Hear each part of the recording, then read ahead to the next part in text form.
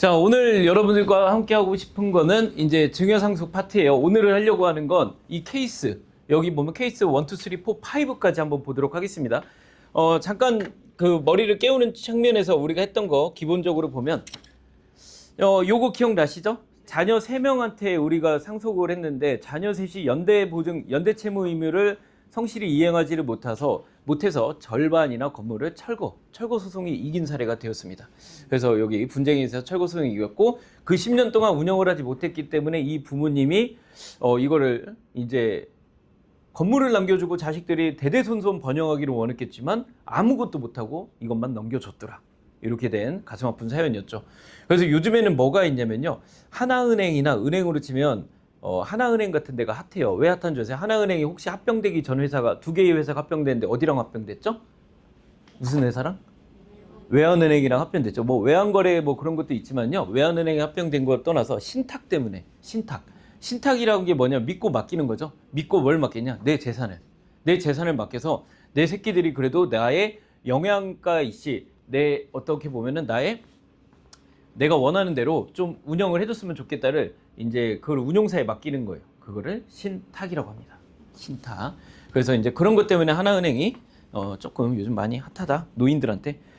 자, 그 다음에 상속 대상자가 이렇게 많이 늘어나고 있습니다. 그래서 그때 말씀드렸듯이 결국에는 상속세를 이제 배우자부터 자녀들까지 쭉 나누면 세금 계산하는 건 중요하지 않다고 했어요. 그건 어차피 챗 GPT가 해줄 거고. 국가가 28억 갖고 가고 자녀들은 보면 16억에서 배우자 최대 24억까지 가져가는데 이 게임의 승자는 누구예요? 이 국가다. 내가 그 말씀을 드렸던 거죠. 그런데 이거에 만약에 금액을 확대시켜보면 고 김정주 회장님이 돌아가시면서 배우자분이 지분의 34%를 받게 됐어요. 34%를 받게 됐는데 국가에서 얼마를 가져가겠냐? 30%의 지분을 가져가게 됐습니다. 이 30%의 지분이라고 하는 거는 약 6조의 여기 보면은 이 재산 가치로 봤을 때 약 6조 가까이 되는 상속세의 약 30% 가까이 되는 거죠. 그렇게. 지금 상속세 자체가 6조 되는 상속세, 재산이 왜냐면 12조 가까이가 나왔기 때문에 그 12조의 30%를 가져가게 된 사례입니다. 아무래도 이 사모님 같은 경우는 우리가 생각하는 것보다 통장에 어마어마한 돈이 있었겠죠. 그렇지만 그분도 역시나 돈에 대한 준비가 안 돼 있었던 거예요. 기업이 준비를 했었겠죠. 근데 이렇게 갑자기 이런 일이 생길지는 몰랐겠죠. 그래서 이 증여와 상속이라는 건요. 자산의 승계 개념이라고 해서 자산을 넘겨줄 때는 세금이 발생하고 그런데 이 세금이라고 하는 것도 우리가 결국에는 자산을 형성하는 과정 속에서 우리가 얼마만큼 합리적으로 우리가 준비하느냐에 따라서 이게 세금을 줄일 수도 있고 늘릴 수도 있고 그거를 정할 수가 있습니다. 자, 여기서부터가 이제 시작이에요. 상속재산과 상속이라고 해서 그래서 많은 사람들은 시간을 두고 이거를 준비를 하고 있는데 중요한 건 뭐냐면 사람들이 이거를 준비하는 거는 내가 상속 개시일이 이때라고 사망을 한 내 부모님이나 혹은 내가 사망을 한 시점이 이때라고 하면 이때부터 취급이 되는 게 아니라 이 전으로 최대 10년까지 합산을 봅니다. 기본적으로 10년.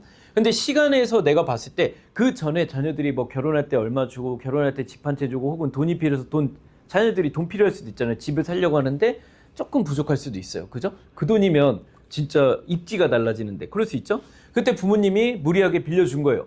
그런 것들이 전부 다 갑자기 돌아가시면 전부 다 10년 이내의 것들이 상속으로 들어갈 수가 있어요. 근데 문제는 뭐냐면 문제는 이게 내가 언제 돌아가실 수 있을지가 산정이 안 되는 거예요. 상정이. 그러다 보니까 갑자기 돌아가셨다. 이 전에 돌아가셨다면 이 앞에 있는 10년 전에 있던 1, 2번도 갑자기 돌아가시면 당연히 상속으로 이것도 들어갈 수가 있습니다. 그래서 꼭 해야 되는 거 뭐냐? 최대한 조기에 사전 증여를 하고 나서요. 자녀 재산에 대해서 상속세 재원을 마련해야 됩니다. 근데 이거는요. 자식들이 부모한테 절대 얘기를 못 해요. 자식들이 할 수 있는 최선은 뭐냐면 내 부모님보다 돈을 더 벌어갖고 내 부모님이 혹시라도 집 한 채가 있으면 나는 적어도 집 2채 정도는 있어야죠. 그래서 부모님 집 받을 때 뭘 해야 돼? 내 집 한 채를 팔아야지. 그리고 그걸 받아야 되는 거예요. 그러면 자식 입장에서 뭐예요? 내 집 팔고 부모님 집 받은 것밖에 안 돼. 아무것도 남는 게 없어요. 그냥 그게 그거예요. 그래서 이건 누가 얘기해 줘야 되냐면 옆에서 얘기를 해줘야 돼요. 옆에서. 여러분들 자식한테 뭐 해줄 게 없다. 지금 없다. 그럼 여러분들 옆에 언니들 있잖아요. 뭐 동생들, 뭐 잘 나가는 언니 동생들 있잖아요. 그분들한테 얘기를 해줘야 돼요. 그거 얘기해 주시면 되겠습니다. 그래서 미리 준비를 해야 된다. 이렇게 한번 말씀을 드리고요. 증여세에 대해서도 한번 그 말씀을 한번 드려볼게요. 증여세가 바로 여기로 넘어오네요. 자, 유산세와 유산취득세라는 게 있습니다. 유산세와 유산취득세. 요걸 한번 봐볼게요. 유산세라고 하는 거는요. 여러분들 것도 지금 보면 그렇게 나와 있나요? 바로? 오케이. 이거에 대해서 설명을 한번 드려볼게요. 유산세라고 하는 거는 뭐냐면 유산세라고 하는 거는 지금의 이 기준은 지금 현재로서는 이게 없어졌습니다. 이 내용은 없어졌어요. 이게 왜 없어졌냐면은 그거에 대해서 내가 한번 간단히 설명을 드리면 여기 이 자료가 여러분들한테는 없구나. 그럼 내가 구두로 설명을 드릴게요. 그건데 그거 마지막 그거 봐주세요. 거기 그 뒤에 있나요? 그 뒤에 있고 오케이 됐습니다. 자, 제가 이거 설명을 드릴게요. 유산세라고 하는 건 일단 지금 현재도 유산세고 앞으로 이게 작년에 바뀌려고 했어요. 근데 작년에 이제 좀 이제 작년 정권이 달랐죠. 그 정권에서 하려고 했었는데 이제 거기서 진행이 되지 않았어요. 진행이 되려고 하다가 문턱에서 갑자기 연말에 이제 갑자기 이상한 일들이 막 생겼었죠. 그러면서 이게 진행이 되지 않았던 건데 이거에 대해서 제가 설명을 한번 드려볼게요. 피상속인이 재산이 15억이에요. 별거 아닙니다. 그냥 아까 봐도 그냥 광명 같은데 이제 아파트 한 채 있거나 아파트 한 채 있고 새 놓은 거 하나 있으면 15억 정도 됩니다. 부천 같은 경우도 마찬가지예요. 거기도 지금 부천은 이제 오래된 아파트들은 대부분 평수가 커요. 평수가 크고 40평 넘는 것들이 지금 한 8, 9억 갑니다. 그냥 오래된 거예요. 30년 된 것들이요. 그런 거 하나 있고 그냥 옆에 하나 새 놓은 게 작은 평수를 안 했어요. 합치면 15억 되거든요. 그런 사람들이 이제 상속된 자식들을 상속을 해서 자식 셋한테 재산을 나눠주려고 하는데 유산세라고 하는 건 내 피상속인이 뭐냐면 어렵잖아요. 피 본 사람, 죽은 사람 말하는 거예요. 부모님의 재산을 기준으로 남겨지는 재산 총액을 기준으로 주는 게 유산세입니다. 그럼 15억이기 때문에 세율이 40% 구간이에요. 세율이 40% 구간. 근데 그러기 때문에 40% 구간이면 15억의 40%는 얼마? 6억. 6억을 나눠서 내는 거죠. 그런데 유산 취득세는 뭐냐면요. 유산을 취득한 말 그대로 내가 취득한 기준으로 보는 거예요. 부모의 재산 기준으로 보는 게 아니라 형제들 기준으로 받게 되면 N빵이잖아요. 모든 건 다 N빵이잖아요. 그죠? 5억, 5억, 5억이요. 5억 기준으로 보기 때문에 세율 자체가 어떻게 돼요? 절반이 까여요. 이게 유산 취득세. 재산을 상속받는 입장에서는 어떤 게 더 유리해요? 이게 유리하죠. 유산 취득세가 더 유리하죠. 유산 취득세를 사실 많이 하고 있는 나라가 모든 나라가 하고 있는 건 아니고 선진국도 일부 나라에서 하고 있습니다. 영국도 하고 있고 프랑스도 하고 있고 일본도 이렇게 하는 걸로 어제 검색 좀 해보니까 하는 걸로 지금 추진하는 중이라고 하고 장단점은 이런 것들이 있어요. 근데 지금 현재의 상황을 보면 재산이라고 하는 가치가 대한민국이 이제 계속해서 지금 경제가 성장하고 있으면서 모든 사람들이 지금 재산에 대해서 관심을 많이 갖는 상황인데 이제 이거에 대해서 세금에 대한 것도 이쪽으로 넘어가는 기조로 가고 있지 않을까. 하지만 지금은 요거다 이렇게 말을 한다 말씀을 드리도록 하겠습니다.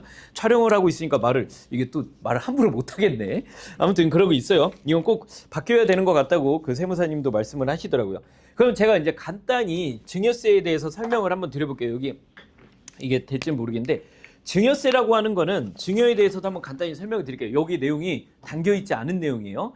자, 증여세라고 하는 거는 말 그대로 본래 이제 본인이 증여한 재산이 있을 거 아니에요. 증여 재산. 거기다가 이제 증여 재산에다가 증여 이제 증여 추정 이렇게 해갖고 증여로 추정되는 것들을 다 붙여요. 그 다음에 동일 이내 몇 년까지 10년 이내 증여한 자산을 최대 다 봅니다. 여기서 빼요. 뭘 빼냐면 증여 공제를 뺍니다. 공제라고 하면은 예를 들어 10년 단위로 배우자는 얼마? 6억. 배우자는 6억. 10년 단위로 6억까지는 무조건 받아야 돼요. 10년 단위로. 그러면 어떻게 하면 돼요? 1년에 한 5천만 원씩 받으면 돼요. 내놓으라고 하면 돼요. 내놓으라고. 배우자한테 내놓으라고. 자, 그렇게 하면 돼요. 직계 존비속은 5천. 자, 배우자는 6억. 직계 존비속 자녀들은 5천. 미성년자들은 2천. 그 다음에 친족이라고 하면 이제 이렇게 찍은 거, 그 친족들은 1,000만 원까지 이렇게 됩니다. 자, 그렇게 되고요. 근데 10년을 안 보고 5년을 보는 경우가 있어요. 5년을 보는 경우. 누구? 며느리 사위. 며느리 사위는 절대, 그건 알아서 하십시오. 자, 그리고 비거주자의 경우에는 증여재산 공제가 되지 않는데 비거주자가 누구냐? 우리 집에 사는 사람을 말하는 게 아니라 우리나라에 살지 않는 사람. 대한민국에 거소가 없는 사람. 외국으로 이민 간 내 여동생 아니면 내 딸 이런 사람들은 이 증여 공제에서 이제 공제가 되지 않아요. 재산은 줄 수 있는데 공제가 되지 않아요. 자, 그렇게 말씀드릴 수 있어요. 그리고 2024년도에 결혼 공제가 생겼죠. 결혼하거나 자녀를 낳게 되면 최대 1억까지 이렇게 해줄 수 있다. 그래서 인당 1억 5천을 해줄 수 있다. 이제 그렇게 생각해 주시면 좋을 것 같고요. 여기에다가 이제 세율을 곱하면 되겠죠. 그 다음에 과세표준 신고기한 이내에 신고를 하게 되면, 과세표준 신고기한 하게 되면 3%의 세금을 까줘요. 이건 뭐냐면은 3개월 이내에 신고를 하게 되면 3개월 이내에. 그런 내용까지 말씀을 드릴게요. 자, 그런데 이런 구조는 이렇게 하면 이제 나오는 세금이 이제 최종적으로 과세표준이 되고, 과세표준이 되는 거예요. 그리고 이 과세표준으로 아까 말했듯이 세율 40%를 가져가냐 몇 프로를 가져가냐 요거를 정하게 되겠습니다. 자, 그렇게 한번 말씀드려 볼게요. 자, 그렇게만 한번 말씀드려보고, 이 모든 중요한 거는 이거는 전혀 중요하지 않아요. 이 계산식은 그냥 알기만 이제 이런 게 있다라는 개념만 알면 되고, 이건 다 누가 해줘요? 이 아저씨가 다 해줍니다. 챗GPT 아저씨가 다 해주니까 여기다 물어보면 돼요. 자, 그리고 이거를 보면은 중요한 키포인트는 10년마다 반복이 된다는 거예요. 10년마다. 그렇게 반복이 된다는 거 한번 말씀을 드릴게요. 자, 그러면은 여러분들 내가 여기다 타이핑을 치면서 한번 말씀을 드릴게요. 이게 자료가 여기 내가 있는 줄 알았는데 자료가 없네. 그러면 요거는 제가 타이핑을 쳐서 만들어 드리면서 아예 여기다가 써서 드릴게요. 오늘 하려고 했던 이야기 한번 같이 해볼게요. 내가 그래도 보험회사 다니면서 열심히 살다 보니까 얼마를 모았냐면 내가 집 한 채는 내가 했어요. 돈은 없지만 내가 집 한 채 했어. 1억짜리. 인천에서 그래도 남들은 뭐 좋고 나쁘고 하지만 나는 내 인생에 집 한 채 있고 내가 등 따뜻하게 자는 것만 있어도 좋아. 1억짜리 아파트를 하나를 했어요. 그러면 이 사람의 결과적으로 이 사람이 증여를 했을 때 만약에 1억짜리 내가 집을 증여를 했을 때 최종적으로 그때에 따르는 산출세액 결과만 말씀드릴게요. 얼마인지 약 485만 원 정도를 세금으로 내게 됩니다. 이거는 하는 이유가 뭐냐면요. 우리가 지금 그래도 내가 이 모든 내용은 지점장과 얘기를 하거나 혹은 상속을 담당하는 세무사랑 얘기하는 게 전문가적인 이야기라고 해도 그렇게 해서 컨설팅을 할 수 있다고 해도 여러분들이 어느 정도 얘기는 해줘야 되잖아요. 아무것도 몰라서는 안 되잖아요. 그때 할 수 있는 거. 그걸 내가 그러면 언니 내 정도면 어떻게 돼? 이렇게 할 때 얘기를 말씀드릴게요. 1억이라는 돈이 내려가면 산출세액은 485만 원이 됩니다. 많은 사람들이 아마 이 안에 있을 거예요. 이 안에 있을 거예요. 그래서 485만 원이라고 하는 돈 정도면 1억 받는데 이거 못 낼 리가 없죠. 내야겠죠. 자, 그런데 내가 하다 보니까 인천에 있는 그래도 나름 준신축 10년 된 아파트고 그리고 여기 복도식이 아니라 계단형 아파트에 3베이 구조의 판상형이야. 그렇게 해서 나름 판상형이라서 이렇게 도미노처럼 쌓여있긴 하지만 그래도 5억은 가. 호가는 뭐 이렇게 되고 한데 중요한 거 부동산이 상속될 때 아파트 같은 거요. 아파트라고 할게. 아파트가 상속될 때 공시지가로 세금을 매길까요? 시가로 매겨요. 다 아는구나. 어떻게 아세요 그거를? 부모님들 아니면 주변에서 들어서 아니면 들어서? 맞아요. 나는 어떻게 하냐면 난 내가 검색해서 궁금해서 아직 그런 사례가 없었기 때문에 시가예요.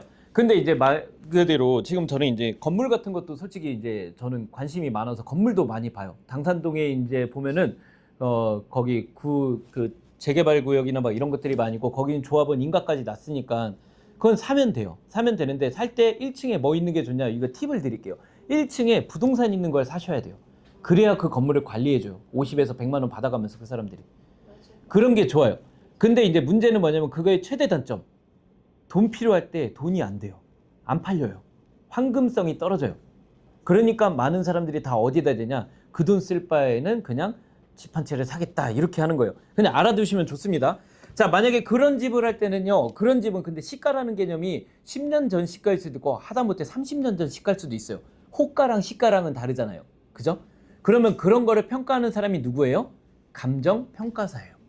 자, 그렇게 한번 말씀드릴게요. 자, 5억을 그러면 내가 재산을 상속한다. 그러면 산출세액이 얼마냐? 약 0. 그냥 억울할게요. 77억. 7,700만 원. 이 정도는 알아두시면 좋고 10억이다. 자, 10억이다라고 하면 광명으로 한번 가보겠습니다. 광명으로 가고 철산동에 있는 아파트 한 채 1.5채 정도 있다고 한번 봐볼게요. 그러면 이 사람은 세금을 얼마 내게 되냐? 2.17억이 됩니다. 2억 1,700만 원. 근데 20억으로 가보겠습니다. 서울에 집 한 채가 있습니다. 나도 마포에 꿈 한번 해보겠다고 서울에 집을 덜컥해서 24평이 아니라 그것도 국민평수로 사버렸네. 했다 보니까 마포 레미안 푸르지오 마레프가 지금 27억 8천에 국민평수가 거래가 됐다라고 합니다. 세상에 근데 그게 2014년도만 해도 14억이었습니다. 근데 불과 몇 년 만에 이렇게 올랐습니다. 아무튼 그래요. 자, 요런 상황인데 그런 거 하나를 가지고 있다. 그런데 내가 그 집을 물려줬어요. 근데 그 사람들은 별거 아니고 그냥 마포에서 그냥 살던 그냥 소시민일 가능성이 매우 높거든요. 근데 있다 보니까 거기서 마포에 오래된 삼성 아파트를 살았고 살다 보니까 옆에 아파트가 있어서 이사를 갔고 뭐 거기에 있는 레미안 갔다가 어디 갔다 하다 보니까 마포 레미안에 입주를 했어. 근데 이 사람이 갖고 있는 건 빚도 없지만 재산 20억. 자녀한테 넘겨줬어. 자녀가 필요한 돈은 6억 100만 원입니다. 자, 그러면 이제 여기까지는 이제 초심자의 마인드예요. 자, 이제 반포로 가겠습니다. 50억, 70억, 100억. 자, 사당동부터 해서 이제 강남으로 한번 가보겠습니다. 자, 이렇게 되면요. 배우자 일괄공제 뭐 다 친다 하더라도 만약에 여기서 배우자 일괄공제도 들어가고 뭐 금융재산 세금공제 들어가고 위에 거랑은 조건이 달라요. 최대로 아낄 수 있다라고 할 때 배우자까지 있다라고 하고 전부 다 최대로 아낄 수 있다고 할 때 예상 상속세가 1.2억. 그 다음에 50억일 때가 8억 6천. 그 다음에 70억일 때가 14억 7천. 그 다음에 100억일 때가 26억. 이거는 그냥 공제를 일반적으로 넣지 않고 그냥 자녀 하나한테 물려줄 때 얘기인 거고 옆에 거는 배우자 일괄공제라는 게 들어갔어요. 그래서 배우자한테 6억, 지방세 10%까지 해서 6억 6천이 공제가 들어간 거예요. 그런 개념으로 생각해 주시면 돼요. 자, 근데 여기서 보시면 증여재산가액이 20억일 때 산출세액이 보면 1억 2천 이렇게 나오죠. 여기 위에 것과 아래 거 이거는 풀로 비과세 받은 거. 근데도 요거는 그냥 일반 이렇게 칠게요. 자, 이렇게 하면은 1억일 때 485만 원인데 20억일 때 금액이 여기는 20배가 올랐는데 몇 배가 올랐어요? 어마어마하게 많이 올랐죠? 100배 가까이 올랐다고 봐도 되나요? 그쵸? 10배면은 4,800이고 100배면은 4억 8천이고 결국에 증여재산은 20배가 올랐는데 요 재산은 약 120배 가까이가 오른 거예요. 상속해야 되는 건. 그 차이를 말씀드리는 겁니다. 그리고 여기도 보면요. 언제가 제일 많이 오느냐? 20억에서 50억 꼴랑 2.5배 올랐어요. 맞죠? 근데 여기는 약 7배가 올랐어요. 내 재산이 어디에 해당되느냐에 따라서 이게 달라지는 겁니다. 청약이 당첨됐어요. 집이 삼성동에 있는 예를 들어 잠실에 있는 오래된 아파트에 살고 있었습니다. 그냥 내가 태어난 곳이 잠실인 사람들이 있죠. 그런 사람들이 집 한 채를 분양받아갖고 그냥 분양권자, 입주권자 자격이 있어서 이게 들어갔어. 자기는 분담금도 적고 해서 대출받아서 13억 얼마에 들어갔고 그 13억 얼마 풀로 대출받았던 건데 그 대출 평생 다 갚았어. 그러고서 나이 70대에서 돌아가셨는데 50억짜리 집을 자녀한테 내려줬는데 자녀가 현금으로 8억 6천이 있지 않는 이상은 이거를 받을 수 있는 방법은 없어요. 그럼 이거를 처분하고 이 사람은 어디로 가야 돼? 여기로 가야지. 마포로 오거나 광명으로 와야 돼요. 처분하고. 그럼 결국에 이 사람한테 남은 재산은 얼마밖에 없는 거예요? 20억짜리밖에 없는 거예요. 부모님은 그렇게 생각하시면서 돌아가시지 않았겠죠? 돌아가시기 전날까지 그래도 내 새끼 걱정만 하다가 갔겠죠? 이런 내용입니다. 만약에 반포에 집 한 채가 50억인데 세금이 10억 넘게 나오면 우리가 현실적으로 할 수 있는 건 뭐가 있냐면 세금을 10년 동안 할부로 낼 수 있어요. 이거를 국가연부라고 합니다. 세금을 10년 동안 할부로 낼 수가 있어요. 그 대신 이제 이자도 내야 되고 막 그런 것들이 있어요. 그죠? 근데 상속받으면 기분은 좋을까요? 나쁠까요? 좋죠? 근데 8억 7천이 당장 있어요? 없어요? 없죠? 그게 문제인 거예요. 내 직장 생활 동안에 8억 7천을 만들 수 있냐? 절대 없습니다. 그래서 상속을 미리 준비해야 되는 이유가 여기 있는 거예요. 자, 그리고 아까 내가 결론을 미리 말씀드렸어요. 정보 미팅 할 때 말씀을 드렸어요. 리치 100만 원짜리로 돈 있는 사람한테 우리가 할 수 있는 한도 내에서 이빠이 넣어도 세금이 아무 문제 없습니다. 그 사람들. 아무 부담 없는 거니까 오히려 증여 컨셉으로 많이 해주면 좋을 것 같다. 말씀을 드리고요. 자, 그럼 바로 사례로 알아보는 플랜 한번 다시 가볼게요. 절세 플랜 한번 바로 가보도록 하겠습니다. 자, 여기 보시면은 상속세 재원을 위해서 이제 내려간다고 한번 봐볼게요. 일단 기본적으로 여러분들이 알으셔야 될 게 실제 보험료를 납입하는 계약자와 수익자가 같으면 계수 동일이라고 합니다. 계수 동일이 되면 증여와 상속에서는 과세가 없는 게 맞습니다. 위에 가정 1부터 4까지가 있는데 가정 3과 가정 4를 봐볼게요. 케이스 3, 케이스 4. 계약자가 자녀고 자녀가 부모를 위해서 넣어주는 거예요. 피보험자는 누구예요? 아버지. 그리고 계약자가 자녀예요. 수익자가 자녀, 수익자가. 그러면 만기 보험금이 증여되고 사망 보험금도 상속이 되지만 이때는 과세가 될 게 없습니다. 왜냐하면 자녀 돈을 냈고 자녀가 돈을 받은 거죠. 그래서 이거는 문제가 없어요. 근데 이건 상속의 개념과는 사실 벗어나죠. 상속은 누가 돈을 내야 돼? 아비가 돈을 내야죠. 근데 문제가 되는 건 사실 이거예요. 이거를 노리고 했는데 돈을 누가 줘? 부모가 줬어. 근데 부모가 주려고 했는데 보니까 자녀가 왜 줬냐? 자녀가 능력이 없는 거예요. 경제적 능력이 없는 거야. 그러면 경제적 능력이 없는 경우에는 이거는 문제가 될 수 있다라는 내용이에요. 그러면 이때도 내가 팁을 한번 말씀드리면요. 자녀를 과외라도 시켜야 됩니다. 어떻게 해서 소득을 조금이라도 발생을 시켜야 돼요. 만약에 아버지가 사장이에요. 여러분들 주변에 보면 이렇게 1인 사장들 있죠. 1인 사장도 내가 말씀을 어렵게 안 되게 연구팀장님, 본인도 대표이사거든요. 그죠? 근데 자녀가 지금 되게 그 대기업 다녀요. 볼보 다니셔요. 연구팀장이 만약에 근데 넘겨줄 재산이 있다. 그런 식으로 얘기를 해보면 연구팀장이 그런 식으로 주변에 1인 사업자다. 자녀를 그 밑에 넣는 거예요. 넣고 자녀가 근데 백수이든 나이가 어리든 넣고 경제 능력을 만드는 거죠. 물론 성인 이상으로 해놓고 그렇게 해서 하면 되고요. 만약에 대표 근데 아버지가 있는데 아버지가 법인이에요. 법인 대표예요. 그럼 자녀를 뭘로 하면 돼요? 뭘 물려주면 될까? 주식을 주면 됩니다. 배당이라고 합니다. 배당. 배당금을 주면 됩니다. 그렇게 해서 소득이 있는 걸 입증시켜주면 돼요. 그렇게 하면 됩니다. 자, 그렇게 하면 되고요. 미성년이면 이제 배당 같은 걸 해도 되고 성인이면은 취업을 시키면 되는 거고 그렇게 하면 됩니다. 만약에 춘미 씨랑 저랑 결혼을 했어요. 제가 이제 결혼이 아니라 사돈을 맺었어. 근데 둘 다 사업을 해. 그럼 제일 좋은 거는 내 자녀를 여기에 취업시키고 이분 자녀를 저한테 취업시키고 뭐 사돈 안 맺어도 돼요. 친해. 그럼 내 자녀를 여기다 취업시키고 이 자녀를 나한테 취업시키고 똑같은 근로계약서를 쓰는 거예요.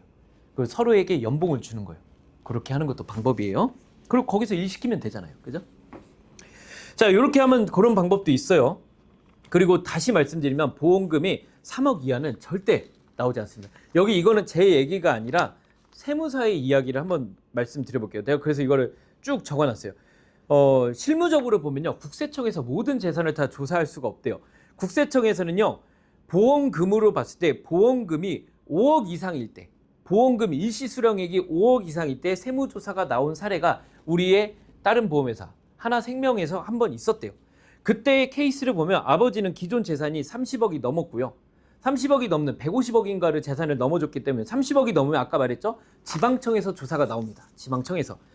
30억 미만 20억대는 세무서에서 조사를 받아요. 그래서 되게 약식으로 끝난대요. 자, 이런 경우에나 사례가 나온 게 있지 3억까지는 나온다 하더라도 문제가 되지 않아요.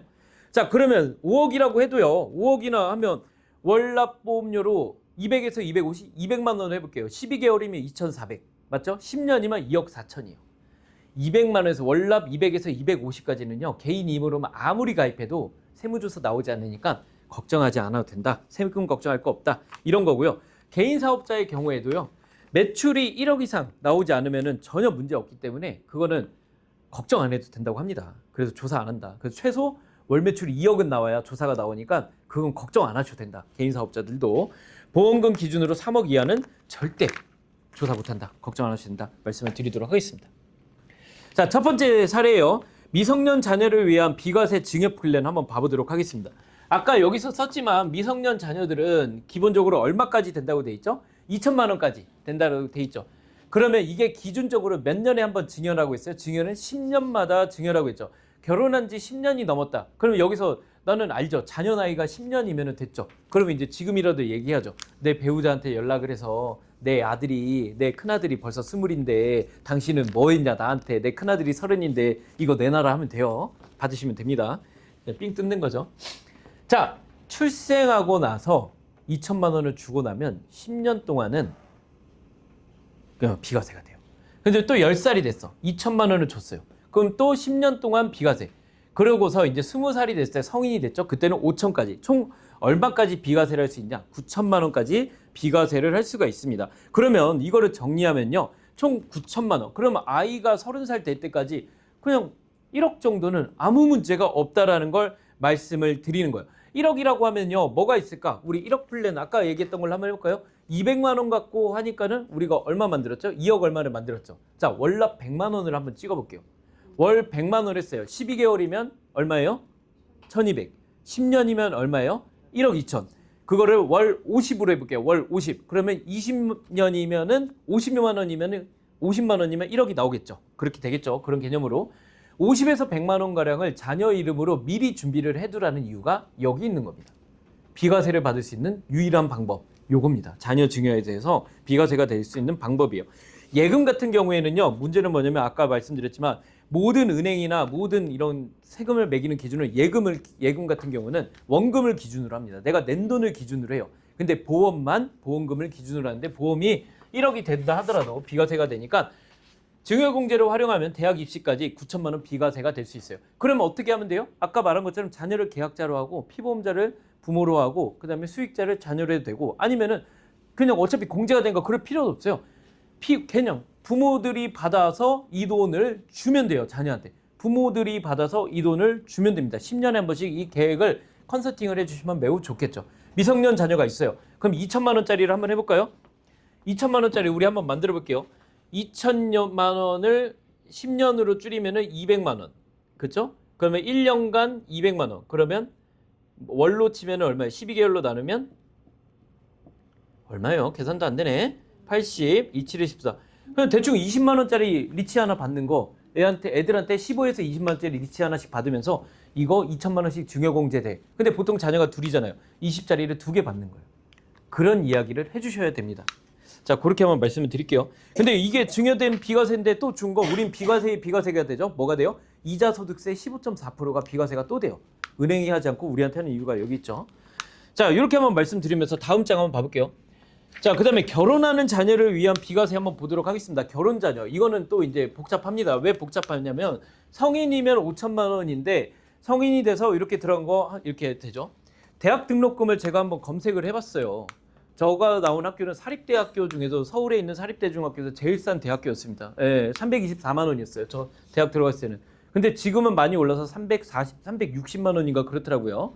그래도 공대에 비해서는 엄청 싸더라고요. 이과에 비해서는 엄청 싼 거예요. 의대나 그 엄청 비싸요. 공대는 그냥 그 입학금만 500 이상이에요. 그 지금은 훨씬 더 비싸고. 자, 그렇게 됩니다. 자, 그럼 한번 얘기를 해볼게요. 400만 원이라고 400 그냥 500이라고 한번 얘기를 해보겠습니다. 500만 원. 500만 원이라 얘기하고 보통 등록금은 몇 번 내요? 2번 내죠. 네, 봄에 한 번, 가을에 한 번, 2번 내죠. 그 다음에 이거를 총 몇 번 다녀요? 4년 다니죠. 4년. 그죠? 그럼 얼마예요? 네, 4천입니다. 등록금만. 근데 자녀가 보통 몇 명 있죠? 2명이죠. 그러면 이게 곱하기 2 하니까 8천이에요. 네, 8천은 준비가 돼 있어야 된다는 얘기예요. 근데 자녀들이 이거밖에 안 해요? 대학 보낼 때 용돈 주셨어요? 그렇죠. 용돈을 나도 보면 창피하지만 받긴 받았어요. 받고 뭘 했을까? 알바를 했어요. 그죠? 과외도 하고 뭐도 하고 그렇게 했죠. 그럼 용돈을 주는데 용돈은 지금 얼마 정도 줘요? 20살. 뭐 그냥 못해도 그냥 50 준다고 할게요. 뭐 저는 얼마 주는지 모르겠습니다. 50을 준다고 해볼게요. 근데 용돈은 문제가 뭐냐면 1년에 2번 줘요? 매달 주죠. 매달 주죠. 그렇게 대학생활까지만 한다고 해볼게요. 4번. 그죠? 그럼 얼마야? 600에 2400. 애들이 근데 또 몇 명? 곱하기 2. 그럼 이거 그냥 5000이라고 할게요. 근데 애들 또 어디를 보내요? 학원은 보내야 되겠죠? 자기가 등록금하고 놀고 먹는 거 빼고 하더라도 학원은 또 가야겠죠? 그럼 학원 갈 때도 한번 봐볼게요. 학원을 보냈어. 애들을 학원을 보냈는데 학원비도 대충 뭐 이렇게 50만 원 정도 든다고 해볼게요. 그렇게 또 2명이니까 이것도 5천. 애들을 하나 10년 동안 키우는데 드는 돈이 1억 8천. 근데 이 1억 8천이라는 돈은 내가 여러분들께 한번 여쭤볼게요. 이거는 세금으로 치면 세금을 뗀 금액이에요? 세금을 넣은 금액이에요? 우리 입장에서는 세금을 뗀 금액이에요. 뭐냐면 나는 회사로부터 월급을 받을 때 세금 떼고 받잖아요. 그러고서 이 돈을 내는 개념이잖아요. 그러면 실제로 이 돈을 내가 벌기 위해서는 연봉이 8천만 원이면 되는 게 아니라 연봉이 1억 이상이어야 되는 거예요. 이거면 연봉이 한 8천은 돼야 되겠네. 연봉은 8천이어야 되겠네. 그럼 이걸 다 더하면 8천, 1억. 약 2억 6천짜리 연봉이 되어야 애들 하나 키울 수 있는 거예요. 이게 현실적인 겁니다. 이 결과가 뭐냐면 내가 이렇게 말씀드릴게요. 지금 내 모습이에요.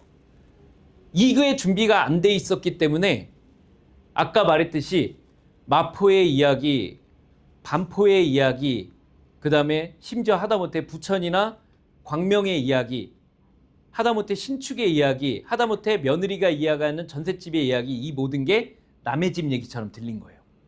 이겁니다. 그래서 이 돈이 준비가 돼 있어야 돼요. 이거를 여러분들이 이 느낌을 고객들한테 알려주셔야 돼요.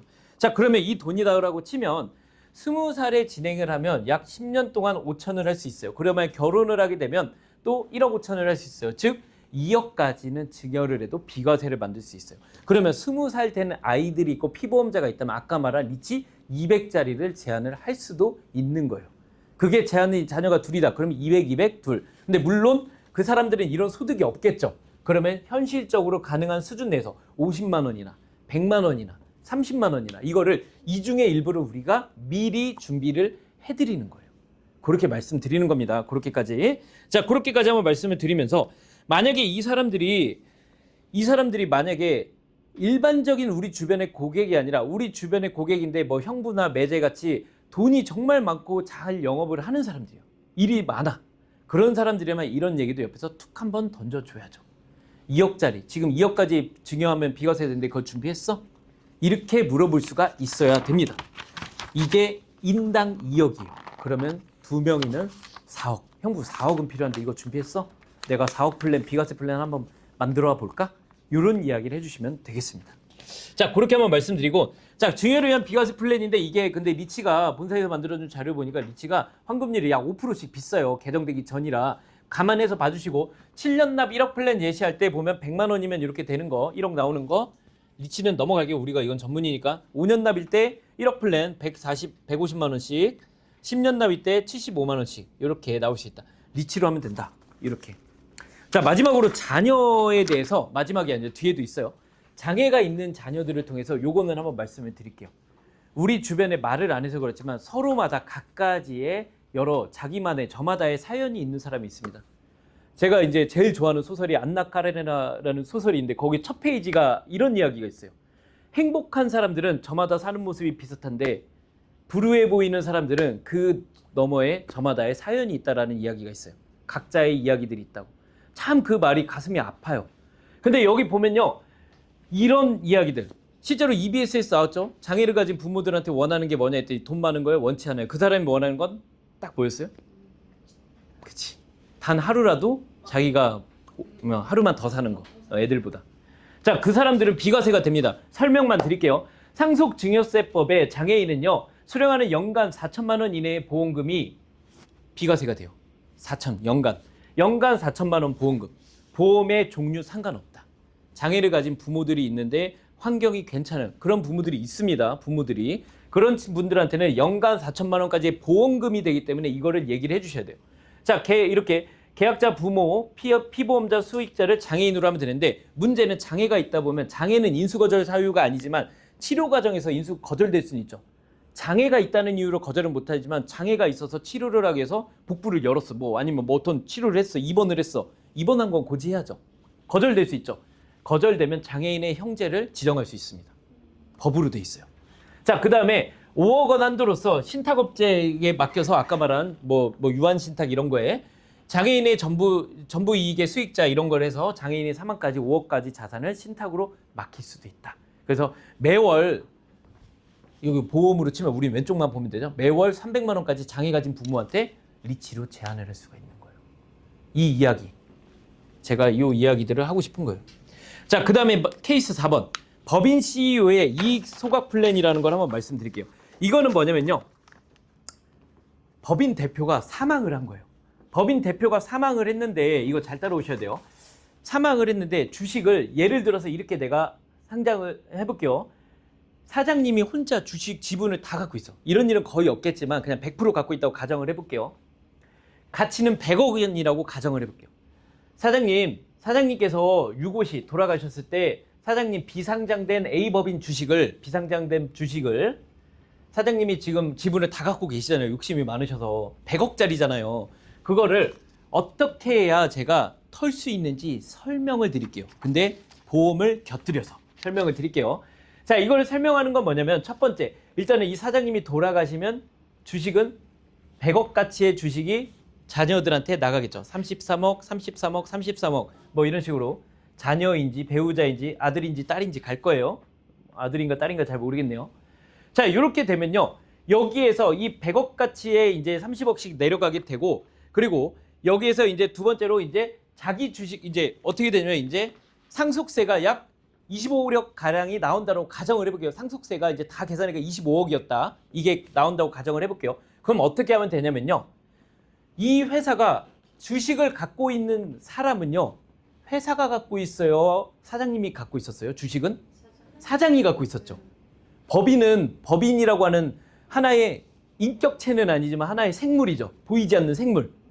그러면 이 주식을 이 자녀들이 이 주식 중에 이 상속세에 해당하는 금액만큼을 1대1로 교환하는 겁니다.